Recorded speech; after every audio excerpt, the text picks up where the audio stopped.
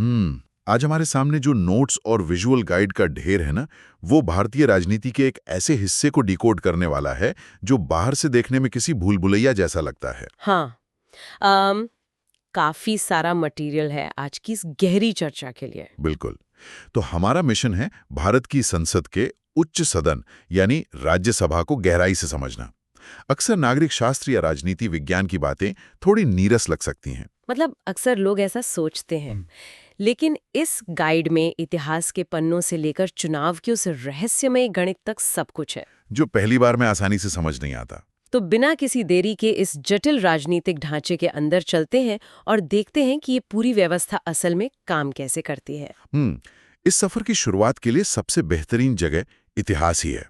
अगर हम भारतीय संविधान के अनुच्छेद 80 यानी आर्टिकल 80 पर नजर डालें तो इस स्थायी सदन की पूरी रूपरेखा वहीं से निकल कर आती है। और जो बात यहाँ सबसे ज्यादा ध्यान खींचती है वो ये है कि संसद में 2 सदन रखने का ये विचार पूरी तरह से हमारा अपना नहीं था। सही कहा, इससे ब्रिटेन की व्यवस्था से लिया गया था। वहां के हाउस ऑफ लॉर्ड्स की तर्ज पर भारत में एक उच्च सदन की जरूरत महसूस की गई थी। देखिए, निचले सदन में अक्सर फैसले बहुत तेजी से या लोक लुभावन दबाव में लिए जा सकते हैं।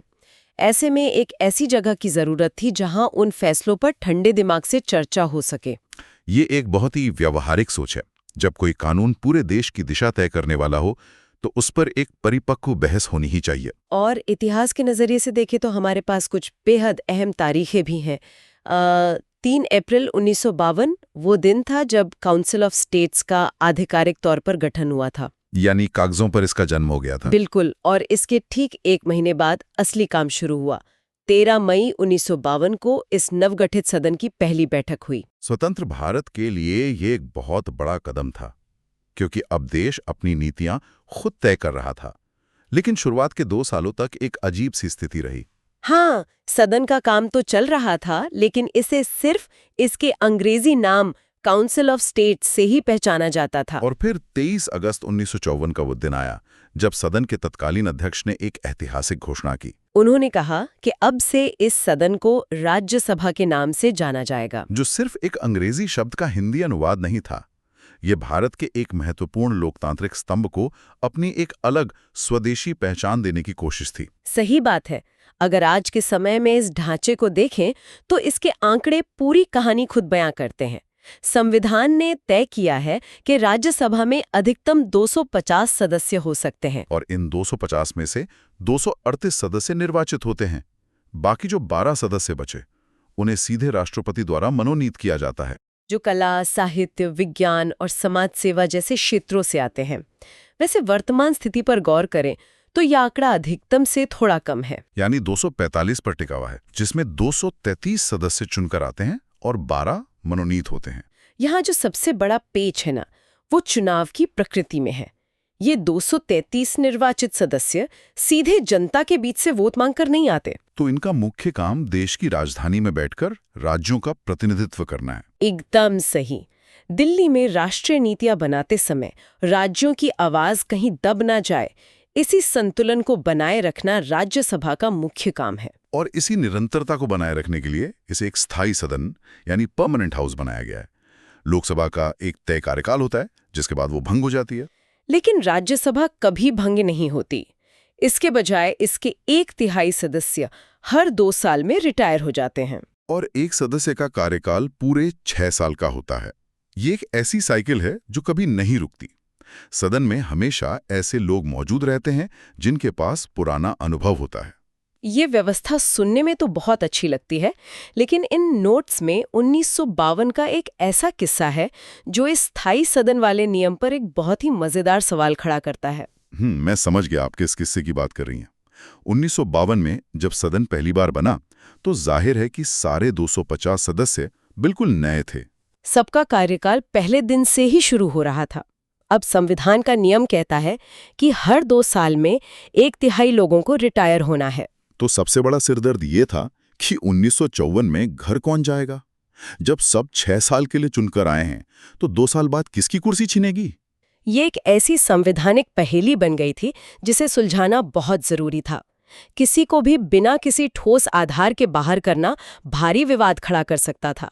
और इस गंभीर राजनीतिक संकट को सुलझाने के लिए जो तरीका निकाला गया वो किसी भी सरकारी प्रक्रिया से ज्यादा एक मोहल्ले के खेल जैसा लगता है। एक लॉटरी निकाली गई, पर्चियां डालकर किस्मत के भरोसे ये तय किया गया कि किन सदस्यों का कार्यकाल केवल 2 साल का होगा, कौन 4 साल तक रुकेंगे और किन्हें पूरे 6 साल का कार्यकाल पूरा करने का मौका मिलेगा। ये किस्सा सच में अद्भुत है। देश की सबसे बड़ी पंचायत का भविष्य पर्चियों से तय हो रहा था। लॉटरी का वो दौर तो गुजर गया, लेकिन आज भी राज्यसभा के चुनाव का जो गणित है वो किसी पहेली से कम नहीं है। बिल्कुल, आम चुनाव बहुत सीधे होते हैं, लेकिन राज्यसभा सांसद को चुनने की प्रक्रिया में आम जनता की कोई भूमिका नहीं होती। यहाँ तक कि राज्यों में जो विधान परिषद होती है, MLC, उसका भी इस चुनाव से कोई लेना देना नहीं है। केवल और केवल राज्यों की विधानसभा के निर्वाचित विधायक ही इसमें वोट डालने के हकदार होते हैं। और वोटिंग का तरीका भी आम चुनावों से एकदम अलग होता है। यहाँ खुला मतदान या ओपन बैलेट का नियम चलता है। ये खुला मतदान बहुत ही दिलचस्प कॉन्सेप्ट है। आमतौर पर वोटिंग को सबसे गुप्त चीज माना जाता है ताकि कोई दबाव न बना सके। लेकिन यहाँ विधायक को अपना वोट अपनी पार्टी के अधिकृत एजेंट को दिखाना ही पड़ता है। ऐसा इसलिए किया गया ताकि चुनाव में भ्रष्टाचार को रोका जा सके। कोई विधायक पैसों के लालच में या दबाव में अपनी पार्टी के खिलाफ जाकर छुपकर वोट न दे दे। इसके लिए पारदर्शी तरीका अपनाया गया। राजनीति विज्ञान की भाषा में इस पूरी चुनाव प्रणाली को आनुपातिक प्रतिनिधित्व और एकल संक्रमणीय मत कहा जाता है। Proportional representation and single transferable vote. इसका नाम जितना भारी भरकम है, इसका गणित उतना ही बारीक और समझने लायक है। इस गणित को डिकोड करने के लिए हमारे विजुअल गाइड में एक कोटा फॉर्मूला दिया गया है। जीतने के लिए किसी उम्मीदवार को असल में कितने वोट चाहिए, ये हवा में तय नहीं होता। इसका एक पक्का नियम है। राज्यों के कुल विधायकों की संख्या को भाग देना है खाली सीटों की संख्या +1 से, और भाग देने के बाद जो जवाब आए उसमें एक और जोड़ देना है। इस फॉर्मूले को हरियाणा के एक बहुत ही सटीक उदाहरण से समझा जा सकता है जो हमारे नोट्स में शामिल है। मान लेते हैं कि हरियाणा विधानसभा में कुल 90 विधायक हैं और वहां राज्यसभा की 2 सीटें खाली हैं जिन पर चुनाव होना है। तो फॉर्मूले को लागू करते हैं। कुल विधायक हुए 90, इसे भाग देना है खाली सीटें यानी 2 + 1 3 से। 90 को 3 से भाग देने पर सीधा जवाब आता है 30। अब इस 30 में एक और जोड़ना है, नतीजा निकला 31। इसका मतलब है कि हरियाणा में किसी भी उम्मीदवार को जीतने के लिए हर हाल में 31 विधायकों का वोट चाहिए ही चाहिए। ये फॉर्मूला दशमलव या आधे वोट की किसी भी झंझट को खत्म कर देता है। ये कोटा सिस्टम ये भी सुनिश्चित करता है कि जिस पार्टी के पास जितने विधायक हैं उसी अनुपात में उसे राज्यसभा की सीटें मिलें। बहुमत वाली पार्टी सब कुछ नहीं ले जा सकती। विपक्ष भी अपने विधायकों की संख्या के हिसाब से सीटें निकाल सकता है। लेकिन कहानी यहाँ खत्म नहीं होती। जब वोटिंग होती है तो एकल संक्रमणीय मत का नियम लागू होता है। इसमें विधायक केवल एक नाम पर ठप्पा नहीं लगाते, वे उम्मीदवारों को 1, 2, 3 करके अपनी पसंद के अनुसार रैंक करते हैं। जब वोटों की गिनती शुरू होती है तो सबसे पहले पहली पसंद वाले वोट देखे जाते हैं। अगर किसी उम्मीदवार को पहली पसंद में ही उसका कोटा मिल गया, जैसे हरियाणा के उदाहरण में 31 वोट, तो वो सीधा चुनाव जीत गया। असली प्रक्रिया तब देखने को मिलती है जब किसी को कोटा नहीं मिलता। ऐसे में एलिमिनेशन का दौर शुरू होता है। जिस उम्मीदवार को सबसे कम पहली पसंद के वोट मिले होते हैं उसे दौड़ से बाहर कर दिया जाता है। लेकिन जिन विधायकों ने उसे वोट दिया था उनके वोट बर्बाद नहीं होते।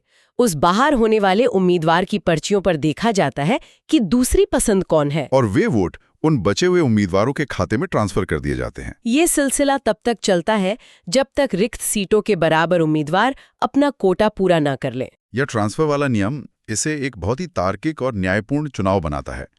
चुनाव की इन जटिलताओं से बाहर निकलकर अगर सदन के अंदर की व्यवस्था को देखें तो इसे संभालने वाले अधिकारियों का ढांचा भी अलग तरह का है। सदन के सुचारू संचालन के लिए 2 मुख्य अधिकारी होते हैं, सभापति और उपसभापति। सदन के जो सबसे प्रमुख अधिकारी होते हैं यानी सभापति, उनकी नियुक्ति का तरीका सबसे अलग है। भारत के संविधान के अनुसार जो भी व्यक्ति देश का उपराष्ट्रपति बनता है वो अपने आप ही राज्यसभा का सभापति भी बन जाता है। इसे पदेन अधिकारी या एक्स ऑफिशियो चेयरमैन कहा जाता है। इसका सीधा सा मतलब यह है कि सदन को चलाने वाला मुखिया असल में उस सदन का सदस्य होता ही नहीं है। ये नियम अक्सर लोगों को चौंका देता है, और चूंकि सभापति मूल रूप से देश के उपराष्ट्रपति हैं, इसलिए अगर कभी उन्हें अपने पद से इस्तीफा देना पड़े तो वे अपना इस्तीफा राष्ट्रपति को सौंपते हैं। वहीं दूसरी तरफ उपसभापति का चुनाव होता है। उपसभापति को राज्यसभा के सदस्य अपने बीच में से ही चुनते हैं। और इस्तीफे के मामले में पदानुक्रम बिल्कुल स्पष्ट है।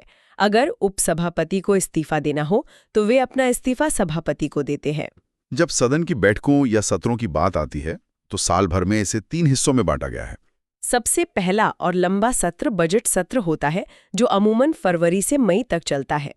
फिर बारिश के मौसम में जुलाई से सितंबर के बीच मानसून सत्र बुलाया जाता है और साल के अंत में नवंबर-दिसंबर के दौरान शीतकालीन सत्र होता है। एक बहुत ही कड़ा संवैधानिक नियम ये भी है कि संसद के किसी भी 2 सत्रों के बीच 6 महीने से ज्यादा का अंतर नहीं हो सकता। यह सुनिश्चित करता है कि देश के अहम मुद्दों पर चर्चा के लिए सदन नियमित रूप से मिलता रहे। और सदन की कार्यवाही चलाने के लिए कितने लोगों का होना जरूरी है, इसके लिए गणपूर्ति यानी कोरम का नियम है। ये कुल सीटों का 1/10 हिस्सा होता है। वर्तमान संख्या 245 के हिसाब से सदन की कार्यवाही शुरू करने के लिए कम से कम 25 सदस्यों का उपस्थित होना अनिवार्य है। अगर किसी कारणवश 25 सदस्य मौजूद नहीं है तो कोरम पूरा होने तक कार्यवाही रोकनी पड़ती है। जब सदन में सदस्य मौजूद होते हैं और कोई कानून या बिल पेश होता है तो उसे पास करने के लिए बहुमत की जरूरत होती है। बहुमत के भी कई प्रकार हैं, जो बिल की गंभीरता के हिसाब से लागू होते हैं। सबसे आम है साधारण बहुमत या सिंपल मेजॉरिटी। इसका सीधा सा गणित है, उस दिन सदन में जितने सदस्य उपस्थित हैं और वोट कर रहे हैं उनका 50% से अधिक। मान लीजिए किसी दिन 100 लोग मौजूद हैं तो बिल पास करने के लिए 51 वोट चाहिए। रोजमर्रा के आम कानून इसी बहुमत से पास हो जाते हैं। दूसरा प्रकार है पूर्ण बहुमत या एब्सोल्यूट मेजॉरिटी। इसका संबंध सदन में मौजूद लोगों से नहीं होता, बल्कि सदन की कुल सदस्य संख्या से होता है। कुल सीटों का 50% से अधिक। जैसे लोकसभा में 543 सीटों का आधा और एक ज्यादा 272 सीटें। यह बहुमत मुख्य रूप से सरकार बनाने या गिराने के लिए देखा जाता है। क्योंकि राज्यसभा में सरकार नहीं बनती, इसलिए वहां इसका सीधा इस्तेमाल न के बराबर है। इसके बाद आता है प्रभावी बहुमत यानी इफेक्टिव मेजॉरिटी। ये थोड़ा अलग है। इसे निकालने के लिए कुल सीटों में से उन सीटों को हटा दिया जाता है जो किसी कारण से खाली पड़ी हैं। उसके बाद जो संख्या बचती है उसका 50% से अधिक प्रभावी बहुमत कहलाता है। इसका इस्तेमाल तब होता है जब किसी बड़े अधिकारी जैसे राज्यसभा के सभापति या उपसभापति को उनके पद से हटाना हो। और अंत में है विशेष बहुमत यानी स्पेशल मेजॉरिटी, जिसका जिक्र संविधान के अनुच्छेद 368 में है। यह सबसे कड़ा नियम है और इसका इस्तेमाल संविधान में संशोधन करने जैसे बेहद गंभीर मामलों में होता है। इसमें एक साथ 2 शर्तें पूरी करनी होती हैं। पहली शर्त यह है कि उस दिन उपस्थित और मतदान करने वालों का 2/3 हिस्सा पक्ष में वोट करे। और दूसरी शर्त यह है कि यह 2/3 संख्या सदन के कुल सदस्यों के 50% से अधिक भी होनी चाहिए। ये दोहरी शर्त सुनिश्चित करती है कि कोई भी सरकार आसानी से संविधान के मूल ढांचे को न बदल सके। इन सारे आंकड़ों और नियमों को समझने के बाद अगर इस चर्चा को एक बड़े परिप्रेक्ष्य में समेटा जाए तो ये जानना जरूरी है कि राज्यसभा असल में लोकसभा से कैसे अलग खड़ी होती है। अगर दोनों को आमने सामने रखा जाए तो कई बुनियादी फर्क नजर आते हैं। उम्र से ही शुरू करते हैं। राज्यसभा का सदस्य बनने के लिए कम से कम 30 साल की उम्र होना जरूरी है, जबकि लोकसभा के लिए ये सीमा 25 साल है। चुनाव की प्रक्रिया हम देख ही चुके हैं। राज्यसभा में अप्रत्यक्ष चुनाव होता है जहां विधायक वोट डालते हैं, और लोकसभा में प्रत्यक्ष चुनाव होता है जहां आम जनता वोट डालती है। राज्यसभा स्थायी है और कभी भंग नहीं होती, जबकि लोकसभा का कार्यकाल अमूमन 5 साल का होता है। सदन के प्रमुख भी अलग होते हैं। राज्यसभा के प्रमुख उपराष्ट्रपति होते हैं और लोकसभा के प्रमुख स्पीकर होते हैं, जिन्हें सांसद खुद चुनते हैं। शक्तियों के मामले में भी दोनों के अपने अपने अधिकार क्षेत्र हैं। पैसों से जुड़े धन विधेयक या मनी बिल पर लोकसभा का एकाधिकार है। राज्यसभा इसमें ना तो संशोधन कर सकती है और ना ही इसे रोक सकती है। लेकिन राज्यसभा के पास भी एक विशेष शक्ति है जो लोकसभा के पास नहीं है। संविधान के अनुच्छेद 249 के तहत राज्यसभा के पास ये अधिकार है कि वो राज्य सूची के विषयों पर राष्ट्रीय हित में कानून बना सके। यह विशेष शक्ति दिखाती है कि राज्यसभा सिर्फ एक रबर स्टैंप नहीं है।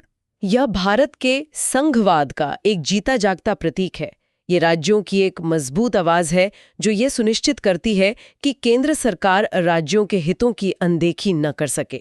इसकी निरंतरता देश में विधायी जांच और संतुलन को बनाए रखती है ताकि कोई भी कानून जल्दबाजी में ना बन जाए। हमारे नोट्स के अंत में लिखी गई एक लाइन है, एक जिम्मेदार नागरिक अपनी संसद को समझता है।